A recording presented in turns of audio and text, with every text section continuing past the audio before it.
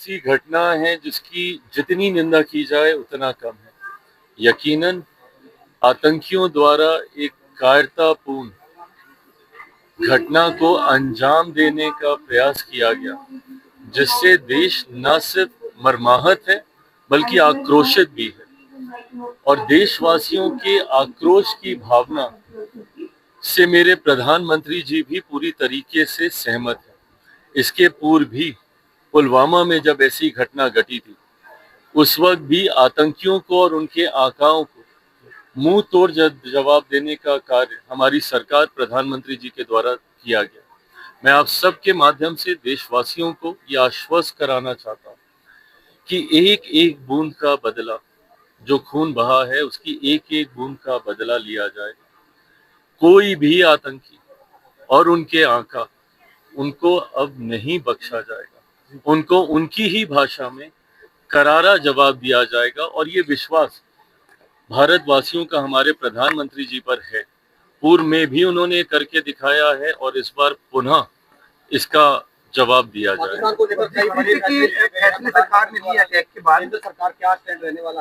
Indus water treaty, मुझे लगता है ये एक ऐसा महत्वपूर्ण फैसला है जिससे आने वाले दिनों में पाकिस्तान संभवतः, जिन्होंने हमारे यहाँ खून की नदियां बहाने का काम किया, वो शायद पानी की बूंद के लिए भी तरसेंगे।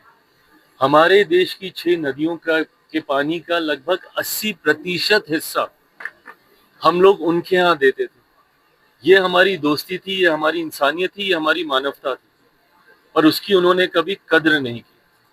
आज मुझे लगता है प्रधानमंत्री जी ने ये कड़ा फैसला लिया जो आने वाले दिनों में पाकिस्तान आतंकियों और उनके आकाओं को इस बात का एहसास दिलाएगा कि भारतीयों का खून बहाने का क्या नतीजा होगा। मंत्री जी, एक बीएसएफ का जवान 0 लाइन क्रॉस कर गया था और अभी तक वो बीएसएफ पाकिस्तान की जो हिरासत में ही है वापस नहीं भेज सके, फोटो जारी किया।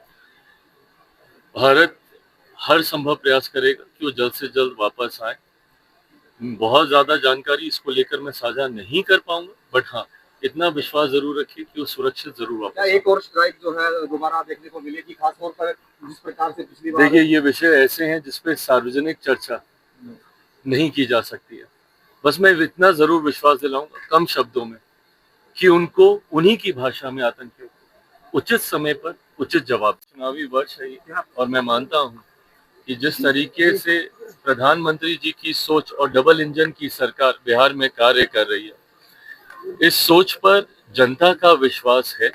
और पुनः चुनाव परिणामों के बाद 2025 अक्टूबर में जब चुनाव होंगे, परिणामों के बाद पुनः एनडीए की सरकार और एक ऐतिहासिक जीत के साथ, अप्रत्याशित जीत के साथ एनडीए की सरकार बिहार में बनने जा रही है। ये हम लोग का विश्वास। मुख्यमंत्री के चेहरे को लेकर बिहार में मेरा राजनीति में आने का कारण ही बिहार रहा है, और मैंने हमेशा इस बात को कहा है कि मेरी प्राथमिकता में बिहार और बिहारी हैं।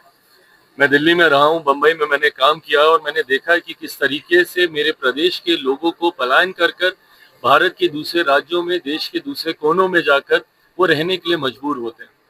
मेरी सोच राजनीति में आने की पलायन को रोकने तक की ही नहीं है, बल्कि रिवर्स माइग्रेशन कराने की है। जो लोग बिहार को छोड़कर गए हैं, बिहार में वो इंफ्रास्ट्रक्चर तैयार हो, वो शिक्षा का माहौल तैयार हो, वो जॉब अपॉर्चुनिटीज क्रिएट हो, वो इंफ्रास्ट्रक्चर तैयार हो, ताकि जो लोग बिहार छोड़कर गए हैं वो जल्द वापस अपने राज्य आए। इस सोच के साथ मैं राजनीति में आया हूँ। Bihar first, Bihar first, Bihar first, Bihari first की सोच के साथ मैं आगे बढ़ने का काम कर रहा हूँ। ऐसे में हमेशा से मेरी प्राथमिकता बिहार और बिहारी रहे हैं। जरूर मैं केंद्र की राजनीति में ज्यादा समय तक अपने आप को नहीं देखता हूँ। जल्द मैं बिहार वापस जाना चाहता हूँ। बिहार में जाकर बिहार को फर्स्ट और बिहारियों को फर्स्ट बनाना चाहता हूँ। क्या चिराग पासवान खुद को मुख्यमंत्री का चेहरा मानते हैं? देखिए, फिलहाल बिहार में मुख्यमंत्री पद के लिए कोई वैकेंसी नहीं है, और जब मैं बिहार में वापस जाने की बात करता हूँ, ये सिर्फ मुख्यमंत्री पद के लिए नहीं है, ये बिहार बिहारियों के लिए है, बिहार फर्स्ट, बिहारी फर्स्ट के लिए।